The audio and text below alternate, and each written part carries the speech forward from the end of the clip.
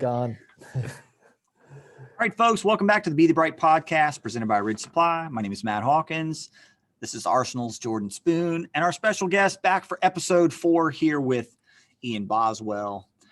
Ian Boswell is a American cycling legend, as I've described earlier, and he's up in Peacham, Vermont, at his home. Ian, thanks for joining us, buddy.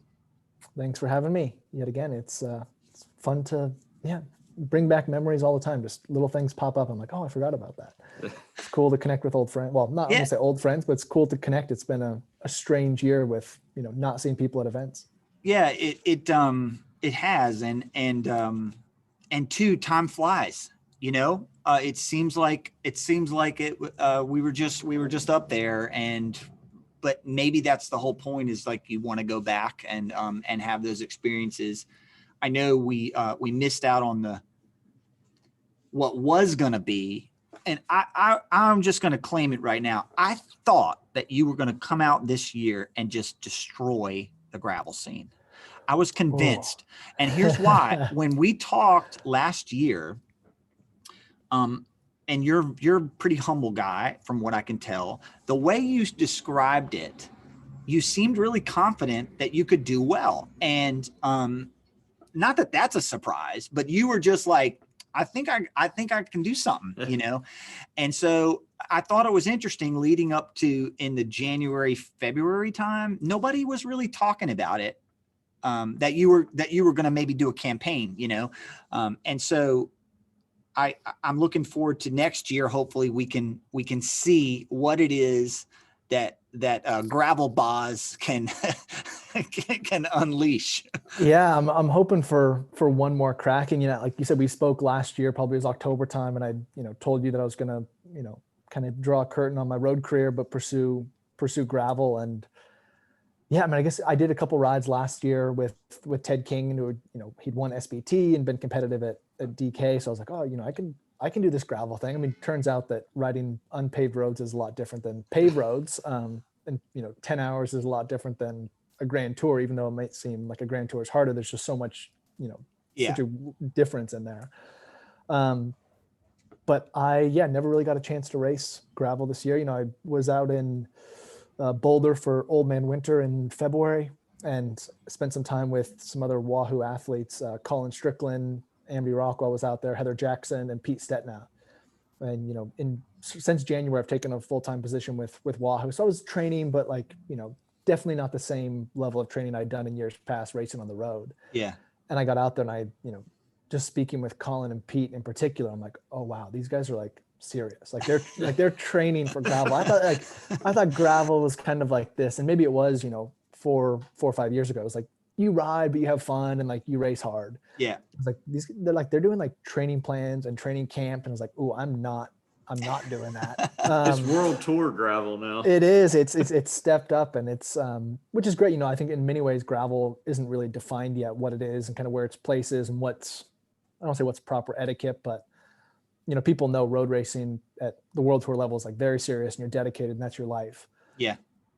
Gravel's different. You have people such a wide range of people doing their first event, people who are full-time, training for specific events all on the start line together, which is awesome. Yeah. And I don't really know where I fit in that, somewhere between first and last, I would hope.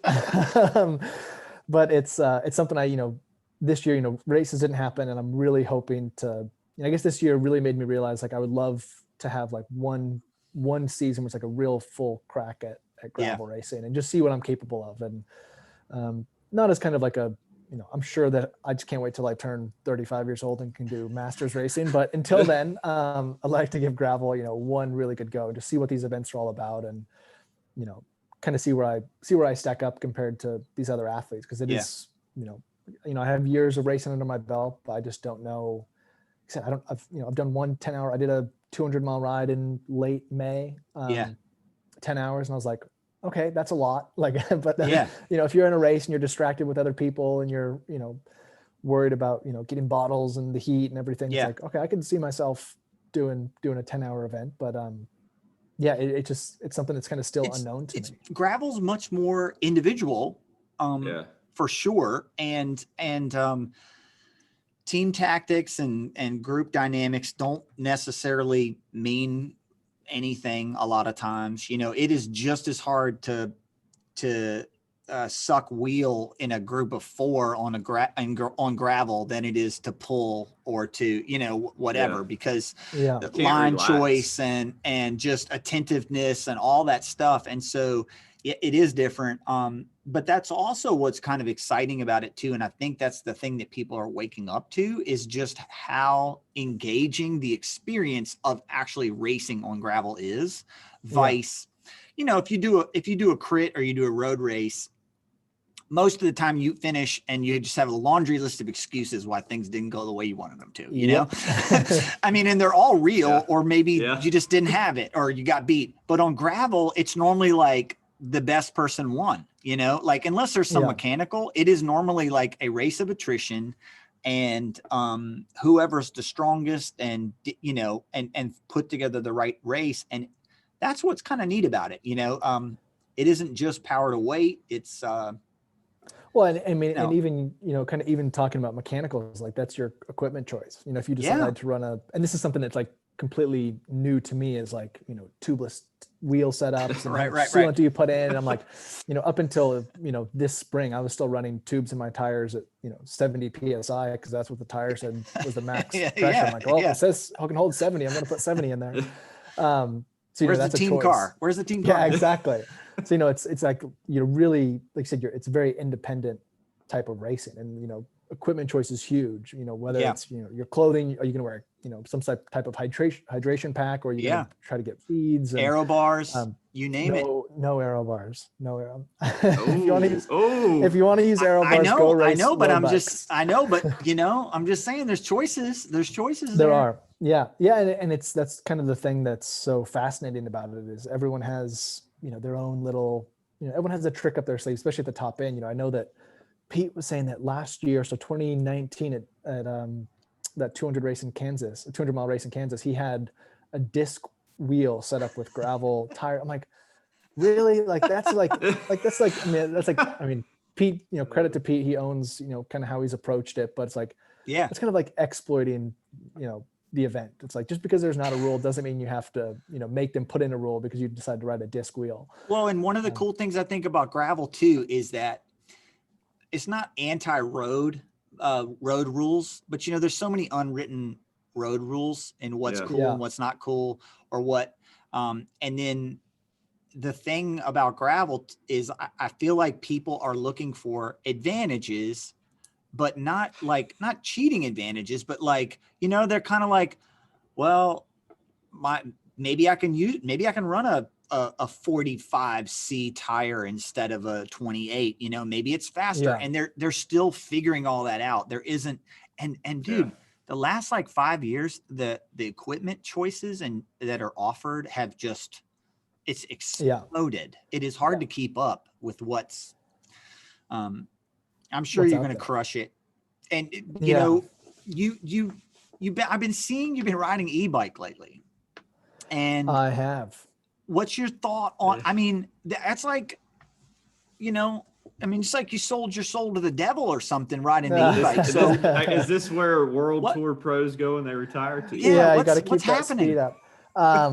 No, I mean, when the whole e-bike movement first started, I was very much like of the mindset, like, hey, if you're not strong enough to, you know, pedal a bike up a hill, then maybe don't ride a bike. But, you know, I've like, my perspective is completely shifted. And like, you know, first my wife got an e-bike and I was like, this is awesome. And surprisingly, she is less, she likes it, but she's like still kind of in that mindset, like, oh, if I want a bike ride, I want to, you know, push myself. But I'm like, Gretchen, now we can all of a sudden ride together. Like, you can drop me. Like, you should love that. You know, but I've like seen kind of what it's able to allow so many people to do, you know, and it's not just, you know, people who maybe wouldn't be able, for example, you know, the Peach and Fall Fondo, we talked about it. I could have used one. That it's exactly. And like, it's, you know, just to be able to enjoy it. Like, you know, it's 50 miles with 5,500 feet of climbing. Like it's one of the longest 50 miles I've ever done. I will say that. Yeah. So if you can ride an e-bike and enjoy it, you know, you might have more fun. And like, you know, you don't have to be, I guess it comes down a lot to like, you know, kind of just your moral values. Like, you don't have to crush everyone or, you know, steal people's KOMs.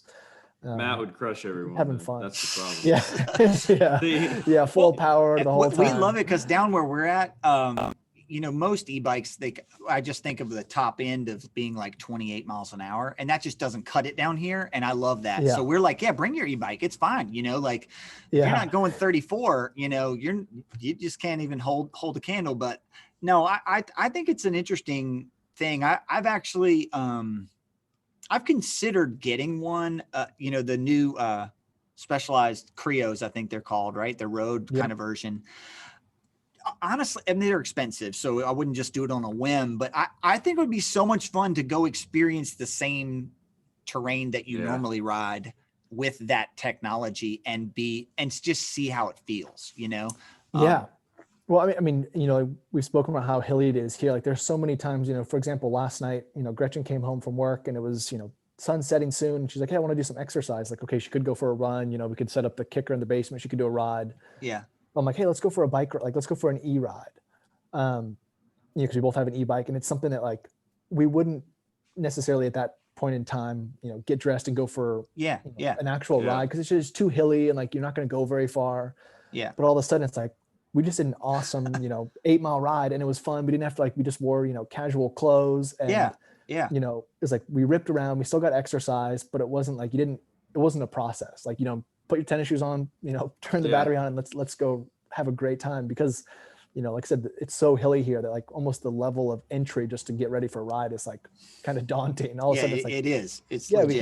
we can go ride together, and it makes it, I don't know. There's just so many I guess for me, the e-bike like allows me to ride and lets me ride in times when I otherwise don't want to gear up for a ride. Just like for sure. Instant, like, hey, let's just go. Like, I wouldn't just jump on my, my Diverge and go do a, 10-mile ride. I'm like, what's the point? Like, with the e-bike, I like, heck, I have, extra 10 minutes at lunch. Let's go do a little loop. Yeah. We're actually in the process of trying to put together a little downhill course on our hill. Oh yeah. Just because it'd be so much fun just to like I said, a lunch break and just go rip a couple loops, a couple little jumps, and then come back inside. And you can just do it in your jeans and sweatshirt. That's awesome. It seems like e-bikes are going to be more and more obviously prevalent and common. I mean, I need another bike in my stable. I don't have enough, I've had to move them here to the shop because I don't have room in my garage anymore for the bikes that we have between all the kids and the family and everything. But I could use an e-bike, I'm good with it. They are pretty fun. I've demoed a few, and I was a hater. I was like, no, you don't need an e-bike. And then after riding them, I was like, that would be fun to have. Yeah. There's definitely a purist element to it, like where you're worried about people being competitive with an e-bike that are like, subversively using it, but and I'm sure that'll happen. It already happens around here. Yeah, but it's also like it would only work if you've never ridden with somebody before, and you didn't know them. Yeah. But if I showed up to your place on a secret e-bike and was dropping you, you would know I had an e-bike. So, I mean, I'd only get one good hill in, and then probably it would be like, hey, let me see the bike. Yeah. Unless we all have e-bikes, and maybe next year on Sunday after the Peach and Fall Fondo, we're going to do an I'm down with this. There's an idea. Yeah. Magically average 28 miles an hour on the course. Keep it under an hour so we don't run out of battery power. That should be the race, to see who can go the farthest with the battery before it dies, because you have to be efficient. Oh, I know some battery management with them. I work part-time for them, so. Oh, well, there you go. Yeah. I built a few of them. I'm sure there's some hack in there. You could probably boost something or do something to kind of to rig it up. But Specialized, if you're listening, send it to Ridge Supply. I'm a large, extra large, something in there. We'll make it happen. He needs to. We need it for next year's Fondo for the E ride on Sunday. We'll go do a little an E race because I mean it's just like the great equalizer. All of a sudden, you can ride with people you otherwise wouldn't be able to ride with. You go on roads maybe you otherwise wouldn't ride. Yeah. We went up a little climb yesterday that I've thought about putting in the Fondo. I'm like, this is kind of nasty for a gravel bike, but with an e-bike, sure enough, you cruise right up to the top without thinking about it. Do they make does anybody, I mean, I'm sure they make an e-fat bike. because that would be a game changer for the winter too, right? Like, I guess it's really cold. Maybe yeah. the battery wouldn't work so well. Well, I was riding fat biking with Ted King last winter, and we were up in Stowe, Vermont, and we came across a field, and the guy was doing a demo. It's called, is it Fat Ski? So he's like taking the front wheel off and put a Yeah. ski on there. I've seen Yeah. those. Which is like perfect if you're like riding out in Yeah. the field or groomed trails. But so we like jumped on these bikes that he had and just kind of, messed around. But he had one bike that had pedal assist. I think it had like the thing was like a motorcycle. It was Yeah. like, had, I think 400 watts pedal assist, but then it also had a 400 watt direct drive, maybe not direct drive, but like, you just push a button and it just goes. You don't even Yeah. have to So you were pedal. packing 800 no matter what. Oh, like you're on this flat thing on the snow doing like 20 miles an hour and like, a big 6-inch tire. I'm like, this is insane. It was so cool, but I'm like, all right, like how much would you actually use that? And like for that price, I'd probably rather have a snowmobile, but Yeah. because that's the beauty of fat biking. It's like, you don't want to go that fast because it's too cold. The great thing about fat biking is you're riding at 5 miles an hour. Yeah, exactly. So in your bar mitts with your Exactly. full mittens underneath of them. Mhm. Oh yeah.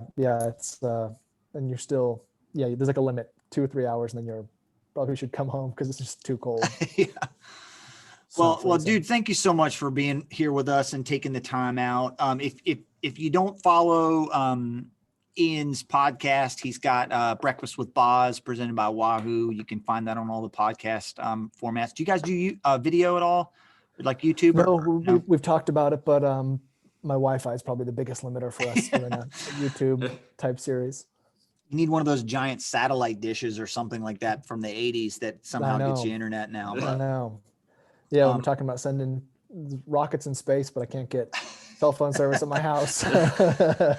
Yeah. Well, we really appreciate it, dude, and we look forward to seeing you soon. Come visit us in North Carolina if you need to get away this winter. You've threatened that before, but I don't even know if you can stay with us, or we'll just send you to the hotel. But we can at least ride bikes when you get here. Sounds good. But thanks for being here, Ian. This is episode 39. We're not at 40 yet. Almost there. We'll have to have you back, and we'll have to chronologically document the destruction of the 2021 gravel season by Ian Boswell. Let's do it when it does happen. Race updates. That's right. Yes. Thanks, Matt. Thanks, Jordan. All right, guys. Thank you. Appreciate it.